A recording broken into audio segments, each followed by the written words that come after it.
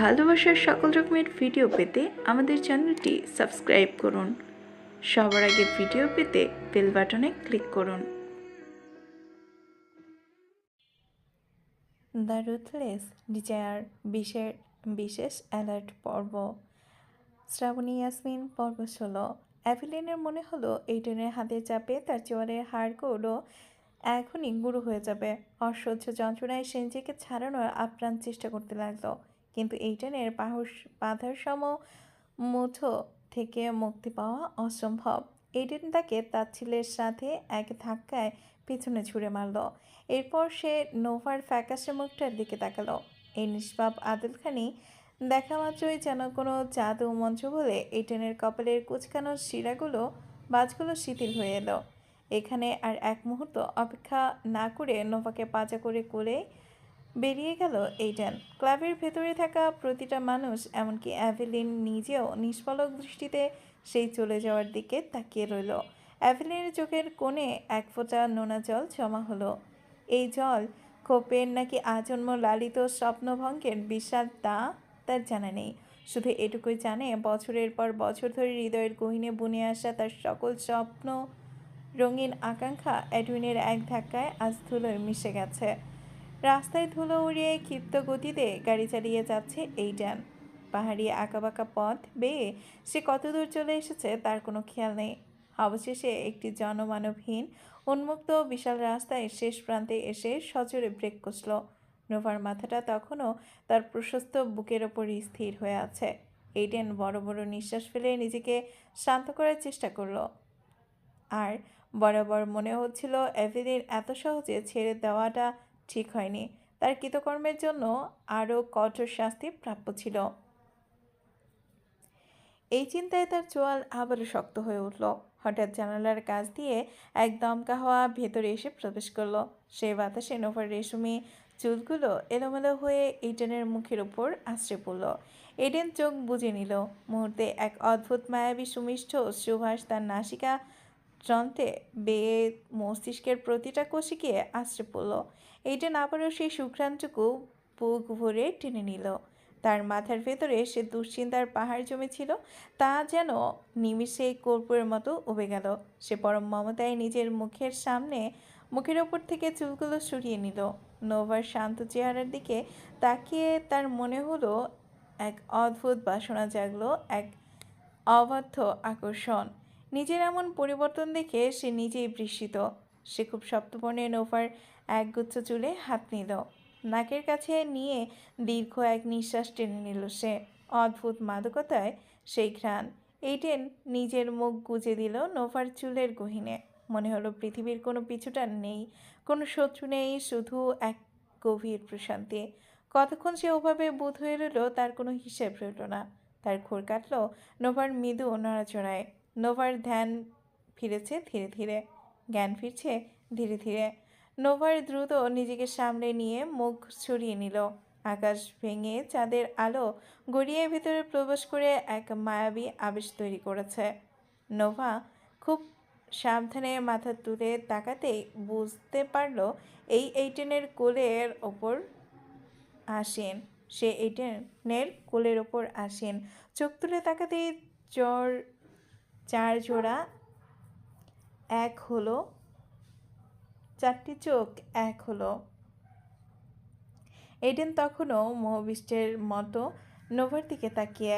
আবছা যোচনায় নোভার ফর্সা মুখখানা যেন এক জীবন্ত চীনামাটির পুতুল। তার ফেসে ফোলা ফোলা গোলাপি ঠোঁটজোড়া এইডেনকে তীব্রভাবে নিচের দিকে টানছে। ঘোরের মাঝে এইডেন বড্ড নরম গলায় প্রশ্ন করলো, চুলে কোন শ্যাম্পু ইউজ করো? এমন ভয়ঙ্কর এক পরিস্থিতির মাঝে এমন উদ্ভট প্রশ্ন শুনে নোভা আকাশ থেকে পড়ল। তার ফ্রুজেরা কুঁচকে গেল। লোকটি কি পাগল হয়ে গেল? তাকে এখানে তুলে এনে এমন প্রশ্ন করার মানে কি? এইডেন উত্তর না পেয়ে আবার শান্তভাবে জিজ্ঞাসা করলো, বলছো না কেন? কি শ্যাম্পু ব্যবহার করো চুলে? নোভা এবার বিরক্তিতে আর বিভ্রান্তিতে কপাল কুঁচকে সোজাসুজি উত্তর দিল, ঘোড়ার ডিম দেই। এইডেন ঠোঁটের কোণে সামান্য হাসির রেখা ফুটে উঠল। মেয়েটা নিতান্তই কাঁচা, বড্ড বেশি অবুঝ। সে উত্তরে সে হেসেই উত্তর দিল, কোন ঘোড়ার ডিম? কোন কোন ঘোড়ায় আবার ডিম দেয় শুনি? ঘোড়াটা কি তুমি নিজে নতুন করে আবিষ্কার করেছো? নোভা তর্কে জড়াতে চাইল না। সে ভ্রুকুচকে মুখ ফিরিয়ে নেয়, জেদি গলায় বলল, হ্যাঁ আমি বানিয়েছি। আমি ওটার জননী। এইটেন জানালার বাইরে অন্ধকারের দিকে তাকিয়ে কিছুক্ষণ মৃদু হাসল। তারপর নোভাকে একটু উত্তপ্ত করার উদ্দেশ্যেই বলল, আমার হরমোন তো পিওর মানুষের বাচ্চা জন্ম দেওয়ার কথা। ঘোড়ার বাচ্চা হলো কি করে? সেটা তো মাথায় ঢুকছে না। আমার হরমোনে তো পিওর মানুষের বাচ্চা জন্ম নেওয়ার কথা। ঘোড়ার বাচ্চা কি করে হলো সেটা তো মাথায় ঢুকছে না। বিরক্তিতে নোভার কপাল কুঁচকে এলো। এর সাথে অজানা লজ্জা তাকে চাপটে ধরলো। সে অ্যাডউইনের কোল থেকে নামার জন্য ছটফট করতে লাগলো, কিন্তু সে এক প্রকার বন্দী হয়ে এইডেন তাকে দুপাশে পা দিয়ে নিজের কোল ওপর বসিয়ে রেখেছে। নোভা ফিসফিস করে বলল, আমি নামবো। কোথায় যাবে? এইডেনের গভীর প্রশ্ন। নোভা নিরুত্তর। ক্লাবের সেই বীভৎস দৃশ্যের এখানে এখনও তার চোখের পাতায় কাঁপছে। একটা মানুষ কতটা নির্দয়, তার দানবীয় কি নির্দয় আর দানবীয় কি করে হতে পারে কোনো অনুশোচনা ছাড়া, যখন তার সে তখন ছাড়াই যখন তখন সে মানুষ মেরে ফেলছে। একটুও কি মায়া হয় না তার? নিজেকে এই মুহূর্তে খাঁচায় বন্দি কোনো পাখির মতো মনে হলো নোভার। সে মুক্তি চায়, কিন্তু এই লোহার বেষ্টনী ভাঙবে কি করে?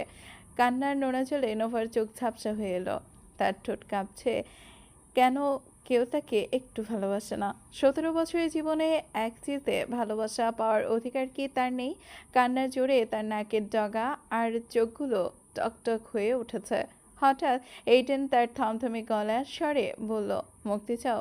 নোভা চমকে চোখ তুলে তাকালো। সে পাগলের মতো মাথা উপর নিচ করতে লাগলো। হ্যাঁ, সেই নরক থেকে মুক্তি চায়। এইডেন একটা ফিচেক হাসি আসলো। নোভার চোখে জল এক আঙুল দিয়ে মুছিয়ে দিয়ে বলল, আগে তোমার এই মায়াজাল থেকে আমাকে মুক্তি দাও। কথা দিচ্ছি এরপর তোমারও মুক্তি মিলবে। কথাটার এই গভীর অর্থ নোভার মাথায় ঢুকছে না। সে শুধু দেখলো লোকটা তার ফ্যাচ ফ্যাচ করে কান্না দেখে বিরক্ত হচ্ছে। হঠাৎই ইডেন হুঙ্কার দিয়ে উঠল, fucking man, just shut up. ধমক শুনে নোভা পাথরের মতো নিশ্চল হয়ে গেল। ঠিক সেই মুহূর্তে এডেনের চোখ পড়ল নোভার ফর্সা গলার বাম দিকে থাকা ছোট্ট একটা লাল তিলের ওপর। সে মুগ্ধতা নিয়ে সেই তিলের ওপর নিজের আঙুল ছোঁয়ালো। নোভার সারা শরীর এক বিদ্যুৎ পৃষ্ঠের হওয়ার মতো কেঁপে উঠল। এইডেন আঙুল বোলাতে বোলাতে বলল, can I give a bite here? ভয়ে নোভার শরীর কুঁকড়ে গেল। সে আপ্রাণ চেষ্টা করলো নামার জন্য, কিন্তু এইটেন পাহাড় সম শক্ত হাতের বাঁধন আগলা হলো না। এইটেন এবার কৌতূহল করে বলল, চিংড়ি মাছের মতো লাফাচ্ছ কেন? ছাড়ুন আমাকে, নামান বলছে। নোভার কণ্ঠে আরতি। এইটেন কিছুক্ষণ তীক্ষ্ণ নজরে নোভার দিকে তাকিয়ে থেকে বলল, ফাইন, ছেড়ে দেব, তবে আমার একটা শর্ত মানতে হবে। নোভা কোনো মতে জিজ্ঞাসা করে, কী কথা? এইটেন দাম্ভিকতার হাসি নিয়ে নোভার মুখের খুব কাছে মুখ এনে বলল, bite me like I'm yours.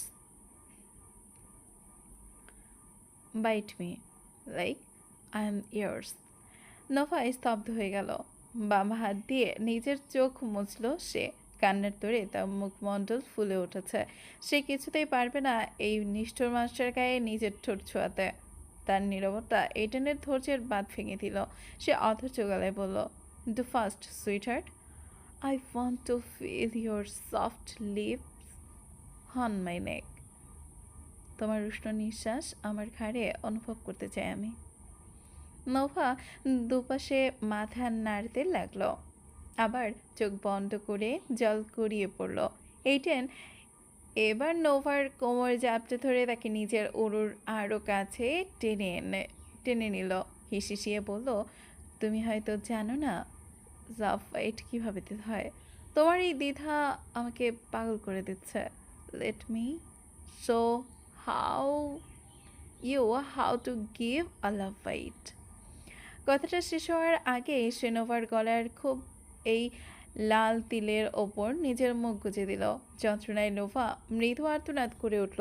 এই এইটেনের শার্টের কলারটা খামচে ধরল শক্ত করে। ব্যথায় চোখ ফেটে জল বেরিয়ে এলো তার। কিন্তু এইটেনের কোনো ভ্রুক্ষেপ নেই। সে নোভার নমনীয় চামড়ার নিজের অধিকার বসিয়ে দিচ্ছে। মনে হচ্ছে নোভার শরীরের সমস্ত জীবন শক্তি সে একাই শুষে নিচ্ছে। শহরের ধুলো ধমনী, মূল ধমনী থেকে একটু ভেতরে এই রাস্তাটা দিনের বেলাতেও বেশ ছিমছাম থাকে। রাস্তার দুপাশে সারিবদ্ধ কৃষ্ণচূড়া আর ল্যাম্পপোস্টের হলুদ আলো মিলেমিশে এক অদ্ভুত শান্ত পরিবেশ তৈরি করে রেখেছে। তাহসিন আর ঘড়ির দিকে তাকালো। রাত 11টা বেজে 20। শীতের হালকা একটা আমেজ বাতাসে খেলা করছে, যা বেশ আরামদায়ক। হোস্টেল থেকে ফিরে পুরনো এক বন্ধুর বাড়ি গিয়েছিল সে। আড্ডা কফির দিতে দিতে সময়টা এত দ্রুত গড়িয়ে যাবে সেটা ভাবতেই পারিনি। তাহসিনের পায়ে আরামদায়ক স্নিকার্স, তার চলার শব্দ নিঝুম রাস্তার এক ধরনের ছন্দ তৈরি করছে। ভাইয়া জানলে বকা দিবে ঠিকই, কিন্তু তাহসিনের মনে হচ্ছে এই নির্জনতাটা সে বেশ উপভোগ করছে। মাঝে মাঝে এই দু একটা নেড়ি কুকুর রাস্তার কোণে কুকড়ে শুয়ে আছে। সে কিছুই স্বাভাবিক, সব কিছু স্বাভাবিক, ঠিক যেমনটা এত একটা সাধারণ রাতের হওয়া উচিত। কিন্তু মোড় ঘোরার ঠিক পরই তাহসিনের মনে হলো বাতাসটা হুট করে একটু বেশি ঠান্ডা মনে হচ্ছে। তার নিচের পায়ের ছন্দের বাইরে আরও একটা শব্দ শোনা যায়, খুব শুকনো, যেন খুব সাবধানে পা ফেলছে। তাহসিন একটু গতি বাড়ালো। পেছনে সে অজানা গতিটাও একটু দ্রুত হলো। সে ভাবলো হয়তো অন্য কেউ পথচারী, কিন্তু এই নির্জন গলিটাতে এখন অন্য কেউ থাকার কথা নয়। সে একবার পেছনে তাকালো। ল্যাম্পপোস্টের মরা আলোয় নিচের দৃশ্যটা জনশূন্য, কেউ নেই। তাহসিনের বুক ভরে এক নিঃশ্বাস নিল। ভয় পাওয়ার কিচ্ছু নেই, নিজেকে নিজে শান্ত করলো সে। কিন্তু আবার হাঁটতে শুরু করতেই শব্দটা ফিরে এলো। এবার শব্দটা অনেক বেশি ভারী, সাধারণ কোনো জুতো নয়। মনে হচ্ছে কেউ ভারী বোর জুতা পিছু নিয়েছে। তাহসিনের কপালে বিন্দু বিন্দু ঘাম জমতে শুরু করলো। সে এবার প্রায় দৌড়াতে শুরু করলো। পেছনে সেই শব্দটাও দৌড়ে রূপান্তরিত হলো। শব্দটা ক্রমেই কাছে আসছে। আতঙ্কে তাহসিন একবার ঘাড় বাঁকিয়ে পেছনে তাকালো। এক মুহূর্তের জন্য তার রক্ত হিম হয়ে গেল। কুয়াশাচ্ছন্ন হলদেটে আলোয় নিচে আবছা দেখা যাচ্ছে এক দীর্ঘকায় মানুষকে। তার শরীরে লেদার জ্যাকেটে ঢাকা, তার হাতে ধরা এক বিশাল ভারী বস্তু। লোকটা দৌড়াচ্ছে না, বরং এক ধরনের যান্ত্রিক ক্ষিপ্রতায় এগিয়ে আসছে। হাতে ধরা সে বস্তুটি যখন ল্যাম্পপোস্টের আলো পড়ল, তাহসিন দেখলো সেটা একটা কুড়াল। চকচকে ইস্পাতের ফালাটা চাঁদের আলোর মতো শীতল হয়ে আসছে। তাহসিন চিৎকার করতে চাইলো, কিন্তু গলার কাছে শব্দটা দলা পাকিয়ে গেল। সে পাগলের মতো দৌড়াচ্ছে আর সাহায্যের জন্য চেঁচাচ্ছে। নির্জন ঘরবাড়িগুলো খুব মুখ বুজে তার মৃত্যু দেখছে। পেছন থেকে সেই লোকটা, কোনো দীর্ঘশ্বাস নেই, কোনো চিৎকার নেই, কেবল এক সেই ভারী বুঝের শব্দ আর এক বিভীষিকাময় অট্টহাসি, যা কোনো বিকারগ্রস্ত সাইকোপ্যাথের অট্টহাসির মতো নির্জন রাস্তায় প্রতিধ্বনিত তুলছে। সামনে একটি গাড়ির হেডলাইটের আলো দেখে তাহসিনের যেন নতুন করে ফিরে পেল জীবন। একটা গাড়ি থেকে ব্রেক কষে থামলো। তাহসিন টলতে টলতে গাড়ির সামনে এগিয়ে আছড়ে পড়ল। গাড়ি থেকে এক দম্পতি নেমে এলেন। ভদ্রলোকটি তাহসিনের আতঙ্কিত মুখ দেখে নিয়ে নিজের আড়লে ঢেকে নিলেন। কি হয়েছে, কোনো সমস্যা? ভদ্রলোকটি শান্ত গলায় বললেন। তাহসিন হাঁপাতে হাঁপাতে বলল, ওই লোকটা আমায় মেরে ফেলবে, আমাকে বাঁচান প্লিজ। লোকটা দূর ছায়ার দিকে তাকিয়ে তাহসিনকে বললেন, আচ্ছা আচ্ছা, তুমি সাবধানে যাও, আমি দেখছি লোকটাকে। তিনি জানতেন না সামনে যাওয়ার অন্ধকার থেকে কোনো সাধারণ চোর নয়, বরং এক মূর্ত নরপিশাচ বেরিয়ে আসছে। তিনি যখনই পকেট থেকে ফোন বের করে সাহায্যের জন্য পুলিশকে ফোন দিতে চাইলেন, ঘাতকটি কোনো সুযোগই দিল না। বিদ্যুৎ গতিতে কুড়ালটা শূন্য এক বৃত্ত তৈরি করে নিচে নেমে এলো। এক বীভৎস শব্দ, হাড় এবং মাংস আলাদা হয়ে গেল। ভদ্রলোকটি হাতের কবজিটা মুহূর্তের মধ্যে শরীর থেকে বিচ্ছিন্ন হয়ে পিছঢালা রাস্তায় ছিটকে পড়ল। উত্তপ্ত রক্ত ফিকনি দিয়ে ছিটকে এলো ঘাতকের মুখ এবং চোখের মণি দুটোতেই। কোনো নড়াচড় হলো না। ভদ্রলোক গগনবিদারী বিদারী আর্তনাদ করতে শান্তিকে ফালাফালা করে দিল। তার স্ত্রী যখন স্বামীর এই রক্তাক্ত ছিন্ন ভিন্ন দশা দেখে আর্তনাদ করে গাড়ি থেকে নামলেন, ঘাতকটি তখন 1 সেকেন্ডের জন্য স্থির হয়ে তার দিকে তাকালো। সেই চোখে কোনো উন্মাদনা নেই, কেবল অদ্ভুত শান্ত হিংস্রতা। সে বিনা বাক্য ব্যয়ে কুড়ালের ভারী কাঠের বাঁট দিয়ে সজোরে আঘাত করল মহিলাটির বক্ষতালুতে। খুলে ফাটার এক অমানসিক কর্কশ শব্দ হলো, আর মহিলাটি নিষ্প্রাণ মাংসপিণ্ডের মতো নিজের স্বামীর রক্তাক্ত শরীরের ওপরই আছড়ে পড়লেন। চারপাশে এখন কেবল তার রক্তে কটু সুধা গন্ধ। ঘাতকটি এবার হাঁটু কেড়ে বসল লাশের পাশে। কুড়ালের ধারালো ফলা দিয়ে খুব যত্ন করে মহিলাটির কপালে গভীর আঁচড় কাটতে কাটতে এক বিকৃত সুরেলা কণ্ঠে গুনগুন করে গাইতে লাগলো, Twinkle, twinkle, little bit, mind your own business, you fucking stitch.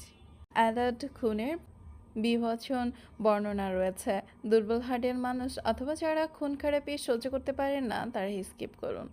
রান্নাঘর জুড়ে এক অদ্ভুত ফ্যাপসা তপ্ত গুমোট ভাব। মহিলাটির পিঠের চামড়া ভেদ করে মেরুদণ্ড অবধি সেই হিমশীতল স্টিলের টেবিলের হাড় কাঁপানো ঠান্ডা অনুভূত হচ্ছে। তিনি যখন পিটপিট করে চোখ মেললেন তখনও বুঝতে পারেননি নিজের শোচনীয় অবস্থা। সিলিংয়ের একটিমাত্র ফ্যাকাশে আলো তুলছে, আর চারপাশে চকচকে স্টিলের ছুরি চামচগুলো যেন তার দিকে তাকিয়ে বিদ্রুপহাসি হাসছে। তিনি নিজের দেহের দিকে তাকিয়ে শিউরে উঠলেন। একটা সুতোও নেই, শরীরের চামড়া অসহায়তার সাথে তাকে এক টুকরো কাঁচা মাংসের মতো শুইয়ে রাখা হয়েছে। ঠিক তখনই সেই দানবীয় অস্তিত্বের পদশব্দ শোনা গেল। ভারী বুটের প্রতিটা পদক্ষেপে যেন মৃত্যুর কাউন্টডাউন।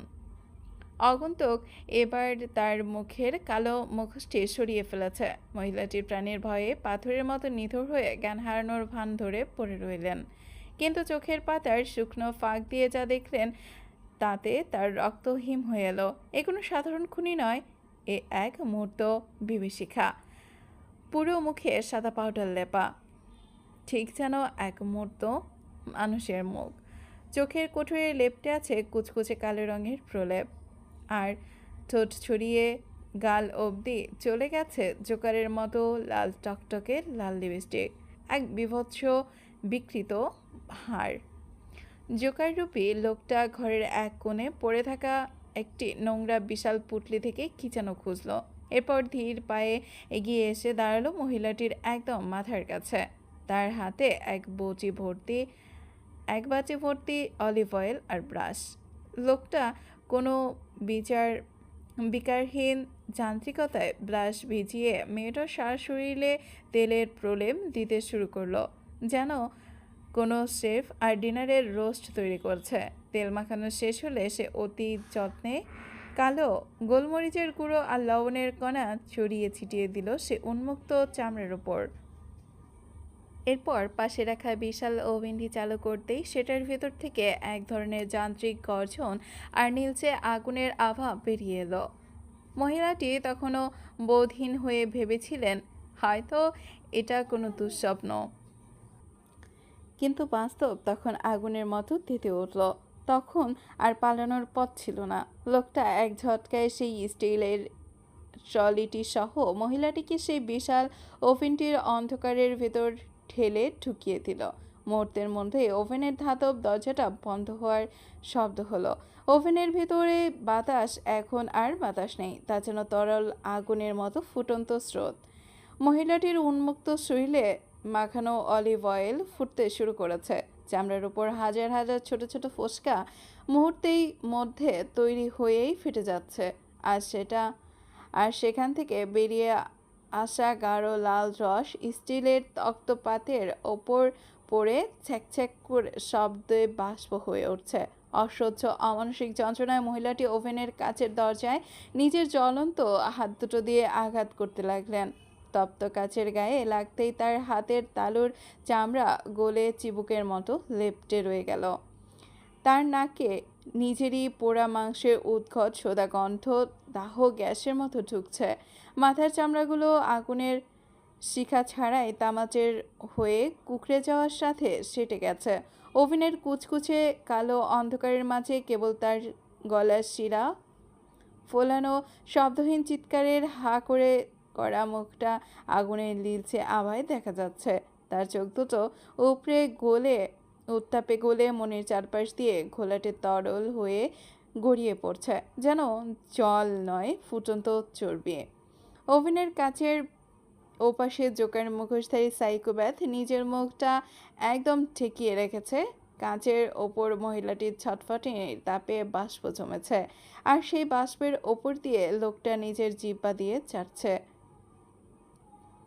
তার সাদা তার সাদা পাউডার মাখা মুখ এক বীভৎস পৈশাচিক তৃপ্তির হাসে।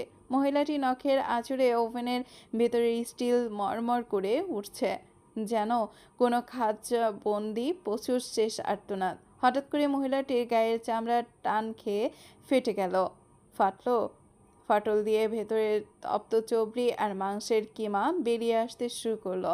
আগুনের তোপে সেই মাংস লাল থেকে কালচে খয়েরি রং ধারণ করেছে। লোকটা ওভেনের রেগুলেটর ঘুরিয়ে তাপমাত্রা সর্বোচ্চ করে দিল। একটা বিকট শব্দে মহিলাটির বুকের খাঁচাটা তাপে দুমড়ে মুচড়ে ভেতর দিয়ে ঢুকে গেল। তার শেষ নিঃশ্বাসটা একটা অমানসিক গোংরানির মতো ওভেনের যান্ত্রিক গর্জনকে ছাপিয়ে বেরিয়ে এলো। জোকারের চেহারাটার লোকটি এবার ওভেনের দরজাটা এক ঝটকায় খুলে ফেলল। সাথে সাথে পোড়া মাংস, চবড়ি আর লবণের এক তীব্র বমি আসা গন্ধ পুরো রান্নাঘর গ্রাস করে নিল।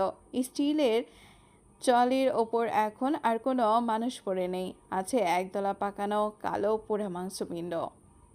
গাড়ির জানালার কাচের ওপর কপাল ঠেকিয়ে বাইরের অন্ধকারের দিকে তাকিয়ে আছে নোভা। তার এলোমেলো হয়ে থাকা সোনালি চুলগুলো গালের ওপর লেপ্টে থাকা লিপস্টিকের লাল দাগটাকে আড়াল করার বৃথা চেষ্টা করছে। গলার সেই তিলটার ওপর এখন একটা কালচে লাল ক্ষতের চিহ্ন। অসহ্য দপদপানি ব্যথা হচ্ছে সেখানে। নোভার নিজেকে ভীষণ নোংরা আর তুচ্ছ মনে হচ্ছে। বারবার মনে হচ্ছে এই শরীরটা আর তার নিজের নেই, একটা দানবের নখের ক্ষতবিক্ষত এক খেলনা মাত্র। বাইরে দাঁড়িয়ে এডেন সিগারেট টানছে, নিকোটিনের ধোঁয়াগুলো কুয়াশার মতো বাতাসে মিলে যাচ্ছে। তার পিঠের চওড়া অবয়বটা দেখে নোভা শিউরে উঠল। লোকটা কি মানুষ, নাকি কোনো প্রাচীন প্রতিহিংসার রক্ত মাংসের রূপ? কিছুক্ষণ তার সিগারেটের অবশিষ্ট পায়ের নিচে পিষে দিয়ে গাড়িতে ফিরে এলো এইটান। তার হাতে দুটো বড় ব্যাগ। কোনো ভূমিকা ছাড়াই সে ব্যাগ দুটো নোভার কোলের ওপর ছুড়ে দিয়ে বলবশীত গলায় বলল, খেয়ে নাও। নোভা ব্যাগের ভেতরে তাকিয়ে অবাক হলো। ধরে ধরে সাজানো বার্গার, চিজ স্যান্ডউইচ আর ড্রিঙ্কস। সে অস্পষ্ট স্বরে বলল, এত খাবার? এগুলো তো আমার মতো 5 জন মিলে খেতে পারবে। এডেন সিটে হেলান দিয়ে ঘাড় ঘুরিয়ে তাকালো। তার সেই তীক্ষ্ণ শিকারী দৃষ্টি নোভার চোখের মনে কাঁপিয়ে দিল। নোভা তড়িঘড়ি করে চোখ নামিয়ে নিল। এডেন নিজের ব্যাগ থেকে খাবারগুলো বের করতে করতে বলল, সবটুকুই খাবে তুমি? তোমার ইমিউনিটির সিস্টেম একদম বাঁচা। সামান্য একটা বাইটেই যেভাবে ফ্যাকাশে হয়ে গিয়েছ, তাতে কাল সকালে অন্য কেউ তোমাকে দেখলে ভাববে সারা রাত তোমার উপর দিয়ে আমি কোনো স্টিম রোলার চালিয়েছি। নোভার ফর্সা কান দুটো লজ্জায় আর অপমানে লাল হয়ে উঠল। সে মাথা নিচু করে খাবারের একটা প্যাকেট খুলল। এইটেন এবার স্টিয়ারিং হুইলে আঙুল দিয়ে তালের শব্দ করতে করতে গম্ভীর হয়ে জিজ্ঞাসা করলো, তোমার পেপারসগুলো দেখলাম। তোমার বয়স কি আসলেই 17? তুমি নাকি নাবালিকা? নোভা মুখ নিচু করে ছোট করে ঢোক গিলে বলে, এডেন একটা দীর্ঘশ্বাস ছাড়ল, যা অনেকটা তপ্ত বাতাসের মতো শোনালো। সে নিজেকে নিয়ে যে মনে মনে ধিক্কার দিল। একটা বাচ্চার উপর সে এভাবে ঝাঁপিয়ে পড়েছিল। তার ভেতরের পাশবিক সত্তাটা হয়তো তৃপ্ত হয়েছিল, কিন্তু তার অভিজাত্যের যেন একটু ধাক্কা লাগলো। সে আবার প্রশ্ন করলো, 18 কবে হবে? 3 নভেম্বর। নোভা মিনমিন করে বলল। এইডেন পকেট থেকে আইফোনটা বের করে ক্যালেন্ডার দেখল। আর মাত্র 1 মাস 17 দিন বাকি। সে একটা গভীর নিঃশ্বাস নিয়ে নোভার দিকে আর চোখে তাকালো। তার কণ্ঠস্বর এখন আগের চেয়েও বেশি ধারালো এবং সতর্কবার্তায় ঠাসা। আগামী 1 মাস 17 দিন তুমি আমার চোখের সামনে আসবে না। যতক্ষণ না তুমি লিগেলি 18 হচ্ছ, ততক্ষণে নিজের ভালো চাইলে আমার থেকে দূরে থাকো। Got it? নোভা কোনো কথা না বাড়িয়ে বার্গারের একটা বড় কামড় দিল। মনের ভেতরে একটা স্বস্তির নিঃশ্বাস ফেলল। সে অন্তত কিছুদিনের জন্য হলেও এই রক্ত পিপাসু দানবটার হাত থেকে মুক্তি মিলবে।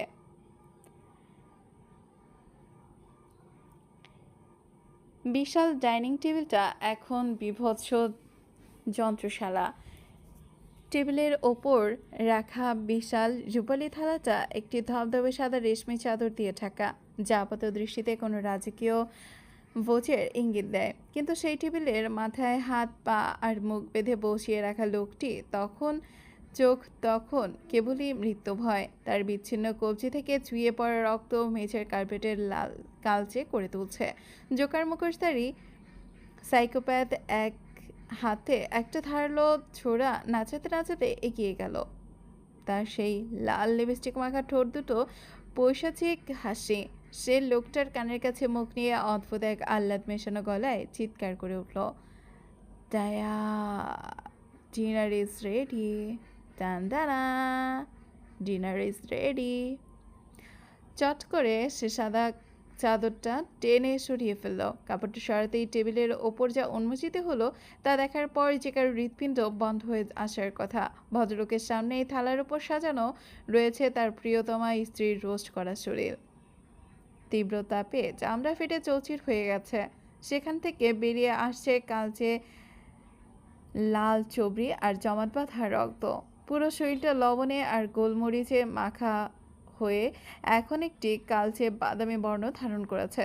জোকারটি টেবিলের এক কোণে রাখা মহিলার ছিন্ন মস্তকটা পরম মমতায় তুলে আনলো। চুলগুলো পুড়ে মাথার চামড়ার সাথে মিশে গেছে। সে মাথাটা লোকটার একদম নাকের সামনে রেখে দাঁত বের করে হাসল। তারপর মহিলাটির রোস্ট করা উরুর ওপর কাঁটা চামচ গেঁথে ছুরি দিয়ে পোঁচ দিল। মাংসটা কাটতেই তার ভেতরের থেকে গরম পিচ্ছিল এক ধরনের হলুদ রস বেরিয়ে আসতে শুরু করলো। জোকারটা এক টুকরো পোড়া মাংস ছুচালো ছুরির ডগায় গেঁথে দিয়ে জিভ দিয়ে চাটলো। মাংসটা প্রপারলি কুকড হয়েছে, কিন্তু একদম টেন্ডার অ্যান্ড জুসি। সে এবার সে আধপোড়া বীভৎস মাংসের টুকরোটা লোকটার মুখের কাছে নিয়ে ধরল। লোকটার চোখ তখন কোঠর থেকে বেরিয়ে আসার উপক্রম। জোকারটির বেজুপের সুরে বলল, নিজের ওয়াইফকে একটু টেস্ট করে দেখো, একদম পারফেক্ট ফ্লেভার এসেছে। ভদ্রলোক মুখ বাঁধা অবস্থায় গোংড়াতে শুরু করলেন। তার চোখ বেয়ে রক্তের মতো গাঢ় জল বেরিয়ে এসেছে। জোকারটি ব্যঙ্গ করে নিজের জিভ দিয়ে চ জাতীয় শব্দ উচ্চারণ করলো। ওহো, আই অ্যাম রিয়েলি সরি। তোমার তো হাতই নেই, খাবে কি করে? চলো, আজ আমি তোমাকে খাইয়ে দিচ্ছি।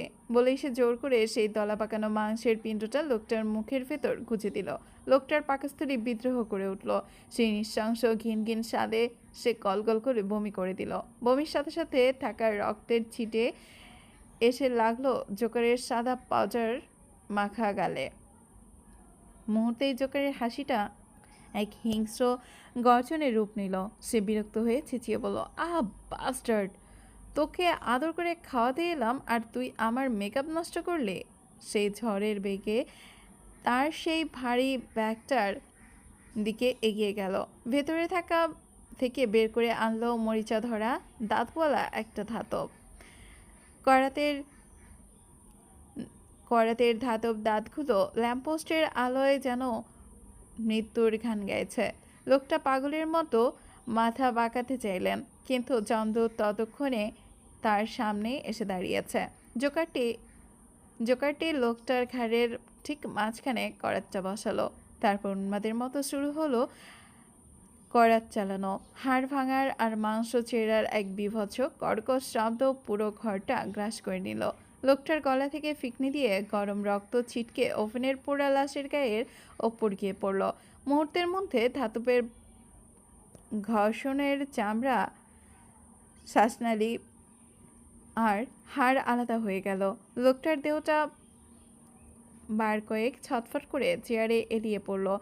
তার কাটা মাথাটা গড়িয়ে ধপাস করে টেবিলের ওপর নিজের স্ত্রীর কাটা মাথার পাশেই থমকে দাঁড়ালো। জোকারটি রক্তমাখা করেরটা হাতে নিয়ে দাঁড়িয়ে হাঁপাতে লাগলো। তার চেহারার এখন এক আদিম পাশবিক প্রশান্তি। সে পরম আবেশে তার সাদা পাউডার মাখা আঙুল দিয়ে টেবিলের উপর জমে থাকা তাজা রক্তটুকু তুলে নিয়ে নিজের ঠোঁটে মাখলো, যেন সেই রক্তখেকো দানবের চূড়ান্ত তৃপ্তি। চলবে।